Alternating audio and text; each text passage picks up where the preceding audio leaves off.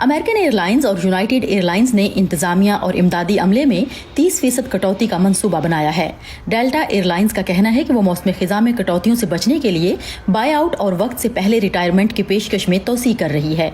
Let's bear in mind that the job of the airlines is to ये बात याद रखने की है कि फ़ज़ाई कंपनियों का काम अपने वसाइल का बेहतरीन इस्तेमाल करना है। अगर उनकी परवाज़ें पहले की तरह नहीं हैं तो जाहिर है वो अपनी कवरेज कम ही करेंगे और फिर उनके काम में बहुत ज़्यादा कमी आई है, इसलिए उन्हें मुलाजमीन को भी फारिग करना पड़ेगा।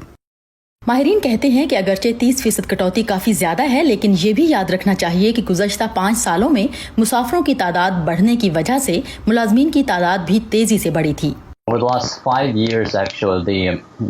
गुज़श्ता 5 वर्षों में अमरीकी एयरलाइंस में मुलाजमीन की तादाद में तकरीबन 25% इजाफा हुआ है। मार्च 2015 में ये तादाद 6 लाख थी, जो इस साल 7,50,000 के करीब पहुंच गई है, और इसके मुकाबले में मुसाफिरों की तादाद देखें तो वो महज 15% बढ़ी है। Corona virus aid relief and economic security act के इमदादी प्रोग्राम के तहत अमेरिकन एयरलाइंस को $5.8 अरब के साथ साथ शरह सूद में भी छूट दी जाएगी। यूनाइटेड एयरलाइंस को तकरीबन 5 अरब, डेल्टा एयरलाइंस को 5.4, जबकि साउथ वेस्ट को $3.3 अरब तक की मदद फराहम की जाएगी। अपने एक बयान में अमेरिकन एयरलाइंस ने कहा है कि इमदादी रकम के साथ साथ उसने इस मौसम गर्मा में पहले के मुकाबले में चंद सौ कम परवाजें चलाने का मंसूबा बनाया है, इसलिए उन्हें कम मुलाजमीन और अमला दरकार होगा।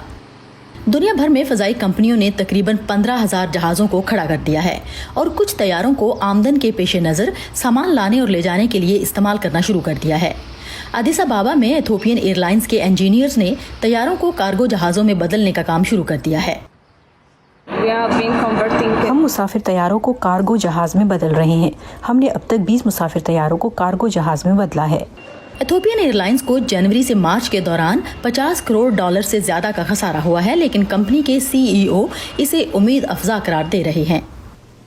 We see some kind of maybe 50% recovery in the summer because मौसम गर्मा में 50% तक नुकसान का अजाला हो जाएगा, क्योंकि हम जानते हैं कि लोग घरों में बंद रहकर तंग आ चुके हैं, और जैसा कि आप देख रहे हैं यूरोपीय और अमरीकी हुकूमतें अब काम शुरू कर रही हैं और लोग भी बाहर आ जा रहे हैं।